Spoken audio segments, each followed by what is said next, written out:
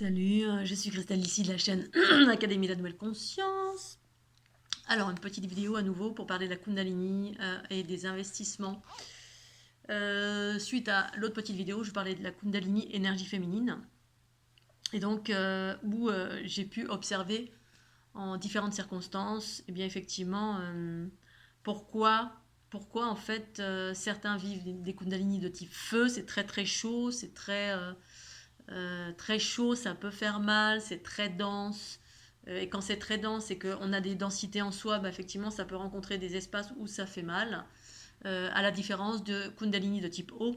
Pour moi, il y a plusieurs types de Kundalini. La preuve en est, c'est que beaucoup de personnes vivent vraisemblablement des choses similaires à ce que je vis. Après, des personnes qui ont eu des sensations d'eau, j'en ai rarement vu, mais qui avaient des sensations de douceur, qui sentaient que c'était du féminin, qui sentaient que c'était la mer. Je pense que c'est en lien directement avec nos origines, pour ma part, nos origines, et également notre ADN, parce qu'en fait, ici-bas sur la planète, eh bien, à l'origine de l'humanité, il y avait des cultures patriarcales et matriarcales extraterrestres, et puis tout cela ont fait de la génétique, chacun à leur façon, et puis ensuite il y a eu le mélange des genres, ce qui fait que on a plus de brins d'ADN reliés aux cultures patriarcales, notamment reptiliennes ou grands blancs ou autres cultures qui sont en lien avec les rapports de force, le pouvoir, la densité, utiliser la matière, la survie, etc., l'animalité, et d'autres qui sont plus en phase avec l'amour universel, la compassion, la fusion, l'équité, la parité entre les deux polarités en soi. Et donc, effectivement, à travers toutes les expériences que j'ai pu observer, notamment ma dernière compagne, effectivement, c'est là la dernière chose que j'ai évoquée dans la dernière vidéo, effectivement, où je voyais que dans cette énergie qui montait, qui est de type feu, qui embrase, en fait, c'est comme un embrasement, ça brûle, ça vient brûler les scories, mais parfois non, parfois ça brûle, mais parfois non. Et en fait, dans cette, selon qui on est, d'où on vient, on va puiser dans différents plans de conscience du bas, parce que c'est une kundalini essentiellement qui part du bas, et puis voilà, on dit que c'est logé au niveau du chakra sacré, mais moi ce que j'ai vu, que ça venait du centre de la planète Terre, et puis ensuite soit ça passe sous les pieds, soit ça passe par le sacré, ça vient activer quelque chose qui n'est pas forcément en nous et qui est en nous en même temps, qui est relié avec notre densité. Mais pour pouvoir pallier à cela, en fait, soit on pallie à ça parce qu'il y a une énergie de type O qui va venir aussi, la conscience cosmique qui va venir équilibrer ces deux polarités, soit il n'y a pas du tout ça qui se passe et il y a une espèce de kundalini, c'est-à-dire une énergie qui monte en serpent, qui vient abreuver la glande pinéale. Et ça, pour moi, c'est ce qui se passait avant, parce qu'en fait, avant, tout est tout en pleine évolution, tout est en train d'évoluer, donc chacun est en train de vivre des choses différentes. Et puis là, il y a des choses différentes maintenant, justement nouvelles, reliées à des kundalini plus en lien avec le féminin, en lien avec l'eau, en lien avec la douceur, en lien avec les différents chakras. C'est-à-dire que c'est pas, ça vient pas inonder uniquement le corps, mais ça vient, moi, ça prend racine dans les phases inférieures de mon être, c'est-à-dire inférieures sous mes pieds. J'ai vu qu'il y avait de la géométrie, hein, j'étais composée de géométrie d'une façon générale, et que ça venait puiser dans les champs unitaires, dans la conscience universelle de mon être qui est géométrique sous mes pieds, et puis ça sortait de ma tête et ça venait connecter à des plans de conscience universelle de type cosmique au-dessus de ma tête, et puis ça montait, descendait, et puis ensuite ça, dans ce sens-là, et ensuite dans le sens comme ça, linéaire comme ça, puis et donc, ce que j'ai pu percevoir dans les kundalini de type feu, souvent, c'est mélangé avec des entités. Voilà, ma dernière compagne, c'était ça. Et ce qui fait que parfois, on a l'impression qu'on est investi.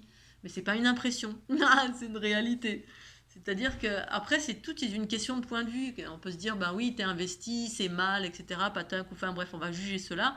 Effectivement, quand j'ai une conscience un peu plus large sur cette nature-là, moi, ce que j'ai vu à travers ma relation, ma dernière relation, c'est que je voyais que c'était tout simplement des entités qui s'accrochent à une certaine énergie qui rentre dans le corps de l'individu, et puis ensuite on peut transformer ça, parce que c'est des êtres qui sont en train de vouloir évoluer, hein, c'est une dose, une énergie telle extraordinaire qui monte à la surface et qui va potentiellement traverser notre chakra sacré et rentrer dans notre corps, et puis si effectivement on ne transforme pas ça, eh bien on est investi par cela. Mais ça, pour moi, c'est le propre de chacun.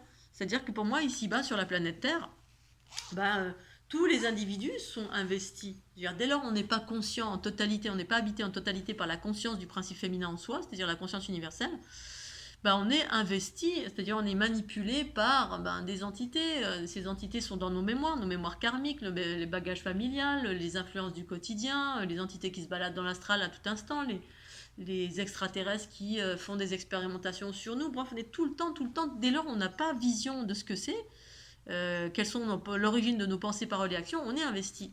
Alors que ce soit comme ça dans notre quotidien, à travers nos mémoires, nos blessures, nos bobos, nos influences diverses et variées, ou à travers la Kundalini, ben pour moi c'est ni plus ni moins que la même chose, sauf que la Kundalini ça va être des symptômes les symptômes sont beaucoup plus impressionnants dans le sens où quand l'énergie s'active, qui va être très très dense, très très brûlante, ben oui, c'est effectivement ça peut faire peur, ça peut faire mal. C'est peut-être la raison pour laquelle moi, quand ça s'est manifesté, à un moment donné, il y avait des choses qui voulaient se manifester, qui montaient, et j'ai vraiment clairement vu des forces, la force de lumière qui arrivait par mon coronal et qui qui a fait redescendre cette énergie-là en disant non, non, non, non, vous là-bas, là, vous rentrez pas dans le corps de cette personne. Donc c'est peut-être pour ça, et c'est peut-être même sûrement pour ça, parce que moi je suis pas prévue pour ces très très basses fréquences. Et peut-être que d'autres sont prévus pour ça. Et c'est la raison pour laquelle moi, j'ai rencontré plein de personnes, dont certaines personnes, mais pas toutes, hein, qui étaient totalement investies hein, en ayant la Kundalini. Ils étaient investis, ils étaient en mode j'ai un dragon, là j'ai un cobra qui vient au-dessus de ma tête, Hathor, Isis, la croix Ankh, machin, l'Égyptien, machin qui se prenait pour. Voilà, on est investi par l'esprit de, je sais pas, d'entité du passé en Égypte, le roi ou la reine de je sais pas quoi, ou d'Enlil ou d'Enki, ou de. Bref, on est investi parce que c'est ça qui nous traverse. En fait, c'est de l'énergie très puissante qui manipule la matière, qui est empreinte de beaucoup de magnétisme, et avec laquelle on peut manipuler la matière, mais mélangée avec des entités. Et donc, si on n'a pas conscience de ça, bah, effectivement, on va se mettre à faire des mouvements complètement tordus. Alors, ça peut, hein.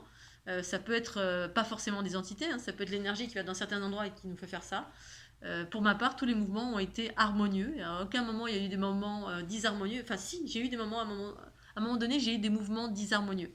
Mais là, quand c'était le cas, j'avais pleinement conscience que c'était pas moi, que c'était des entités pas forcément sympas.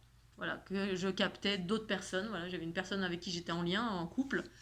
Et puis, ben voilà, ça passait à travers moi. Et là, il y avait des choses qui se manifestaient. Mais j'avais toujours conscience. Et là, je me disais, ça, c'est pas juste, c'est pas moi. Et c'est pas forcément des trucs très sympathiques. C'est-à-dire, c'était pas de la lumière angélique ou des choses tout trop doudou. Voilà, donc du coup, j'arrivais à distinguer et bah, effectivement, tout ça, ça existe aussi. Voilà, mais après, il s'agit à tout à chacun d'avoir cette distinction et de ne pas avoir peur, parce que si vous êtes empreint de peur, ben, on n'est pas prêt. Et en même temps, ben, si on vit un truc et qu'on ne l'a pas demandé, ben, c'est pas évident non plus, parce que ben voilà, si on l'a pas demandé et que ça provient du passé ou que ça provient, je sais pas, vous avez fait l'amour avec quelqu'un, fallait pas, qui était empreint de très basse fréquence. Et j'ai vu aussi beaucoup ça de personnes qui avaient le Kundalini active et qui ont récupéré, qui ont fait l'amour avec quelqu'un qui n'était pas forcément de très haute fréquence, qui était de très basse fréquence, qui était plutôt. Parce qu'on a tendance à être attiré par le pouvoir, voilà, les capacités, en lien avec le troisième œil, avec le magnétisme, avec la médiumnité astrale, avec. Voilà. Et du coup, ben, si vous êtes d'une origine de haute fréquence, de la conscience universelle des sources mères, eh bien, c'est pas du tout la même nature. Et en même temps, ben, chaque chose a sa raison d'être. Mais c'est pas du tout la même chose. Et j'ai vu des personnes qui avaient des relations sexuelles, voilà, c'est souvent ça les flammes jumelles, hein, en lien avec la magie du bas astral ou du moyen astral ou du middle ou de l'astral tout court. Et puis vous venez des consciences sources et puis il y a un mélange et vous allez aspirer, vous allez récupérer toutes les basses fréquences reliées à votre partenaire, 10 flammes jumelles. Vous allez devoir transformer tout ça ou pas. Si vous ne transformez pas, vous êtes investi par ça ou contrôlé par ça ou donc voilà, si vous avez une certaine puissance, vous allez pouvoir transformer le temps d'eux, et puis l'autre aura eu tout bénéfice de votre lumière. Bref, c'est vraiment un double tranchant. En même temps, bah, exercer son discernement, c'est bien. Travailler sur soi, c'est bien. Si vous vivez des choses un peu compliquées, bah, il faut aller voir des personnes qui peuvent vous aider pour pacifier tout ça ou transformer ces entités qui sont en vous et ne pas se laisser bercer par le pouvoir qui vous investit, parce que souvent c'est ça, on est empreint de plein de pouvoirs, parce qu'on peut changer beaucoup de choses, manipuler. Moi, j'ai vu des gens qui changeaient la météo, qui faisaient pleuvoir des gros grêlons comme ça, où il y avait un magnétisme tel que vraiment vous étiez hypnotisé juste à leur contact. Et ça, pour moi, c'est pas les sources mères, c'est pas la conscience, c'est le magnétisme relié à d'autres façons de fonctionner. Je mets ça en lien avec les anciennes cultures patriarcales originelles, entre guillemets extraterrestres, qui ont ces capacités-là et desquelles on peut être emprunt quand on est investi ou on a plus de cet ADN-là ou qu'on se fait investir par effectivement plein d'entités qui sont dans le bas astral ou le middle ou dans des plans de conscience élevés. Ça peut être des plans de conscience élevés comme des maîtres ascensionnés, des maîtres Reiki, des maîtres ceci, cela, ou ça peut provenir d'un peu partout et ça peut être des choses plus ou moins violentes, plus ou moins gentilles, plus ou moins ça peut être sympathique et puis faire des soins à travers vous, c'est pas votre conscience universelle, mais voilà, c'est ce que c'est. Donc il y a une multitude de choses qui existent, pour autant la peur n'est pas le sentiment adopté, mais maintenant si vous vivez deux choses et ça vous fait peur, ben voilà, c'est juste aussi, on a le droit d'avoir peur, hein. Moi, il y a 2 ans en arrière avec mon burn-out, et ben, je peux vous assurer que j'ai eu des sueurs, des grosses sueurs froides et des très très grandes peurs que je n'avais jamais vécues de toute ma vie, des peurs viscérales. Et puis ben, une fois qu'on est dedans, on est dedans. Pour autant, parfois c'est juste des passages. Il s'agit de traverser tout ça et puis on peut s'en sortir. Et dans le registre de la Kundalini, ben voilà, moi j'ai pas vécu du tout. En revanche, quand il y a eu des prémices, j'ai vécu aussi des Kundalini de type feu. Enfin, c'est-à-dire que la première fois ma Kundalini vraiment s'est manifestée dans la nuit très fort avec de la chaleur, avec, eh bien c'était en lien justement avec cette future entre guillemets flamme jumelle. Et c'était pas du tout de mon fait en fait. De mon fait, c'est que de l'eau, de la joie, c'est plutôt frais, voilà, c'est des énergies plutôt cosmiques qui sont plutôt froides ou douces ou enveloppantes, mais dès que c'est chaud, c'est brûlant, c'est plutôt des énergies animales qui viennent du bas. Et voilà, donc il y a différentes choses qui existent sur cette planète, il y a différentes races, il y a eu des mélanges, il y a une multitude de choses. Donc tout n'est pas à mettre dans le même bain, il s'agit de savoir vous ce que vous vivez et puis de vous pacifier avec ce que vous vivez. Et puis pour ce qui est des Kundalini de type O, bah effectivement, ça a tendance à être complètement féminin, doux, ça respecte l'individu, c'est un travail de longue haleine, c'est un travail personnel sur soi, c'est les codes de la fleur de l'unité qui viennent effectivement accélérer ce taux tout en respectant l'individu, accélérer ce flux cosmotellurique en lien avec mes fréquences propres et en lien avec les fréquences de matrix génitrique, c'est-à-dire fleur de l'unité, qui existent sur ces plans de conscience très très très élevés à mon sens. Et voilà, tous les plans de fréquence ont leur raison d'être et existent. Il suffit pour vous de savoir voilà, ce que vous voulez, où vous en êtes et ce que vous vivez, d'identifier ce que vous vivez et ensuite si c'est compliqué, ben, de se faire aider tout simplement en sachant que voilà, il y a mille et une choses qui existent.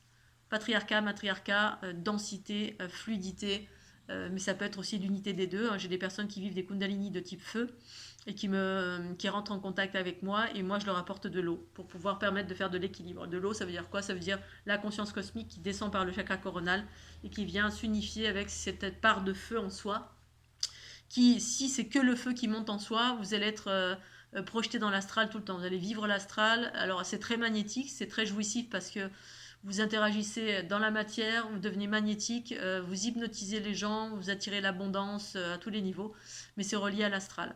Donc il y a un juste milieu dans tout ça, c'est justement l'eau, l'unité entre l'eau et le feu.